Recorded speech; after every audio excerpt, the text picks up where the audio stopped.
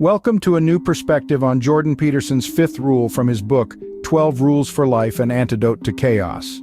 Today we're focusing on the essence of this fifth rule. Do not let your children do anything that makes you dislike them. This rule may sound a bit harsh at first, but it's not about being overly strict or controlling. It's about fostering a healthy and respectful relationship between parents and children.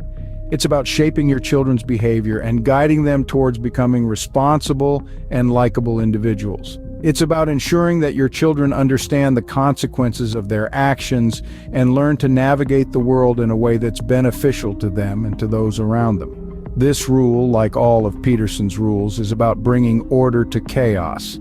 In this case, the sometimes chaotic world of parenting. Now let's delve into this rule and explore some practical examples. Consider a common scenario. Your child throws a tantrum in a public place, embarrassing you. Now let's apply Jordan Peterson's fifth rule here, which states, do not let your children do anything that makes you dislike them.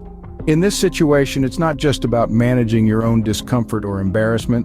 It's about setting boundaries and teaching children about appropriate behavior. You see, by allowing your child to throw a tantrum without consequence, you may inadvertently be teaching them that such behavior is acceptable.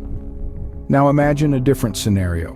Your child refuses to do their homework.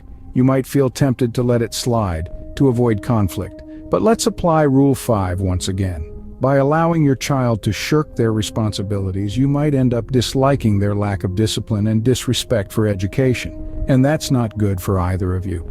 In each of these scenarios, the fifth rule encourages us to guide our children towards actions and behaviors that we, as parents, can respect and appreciate. The rule is not about forcing our preferences on our children, but about helping them grow into individuals who understand the value of respect, discipline, and responsibility.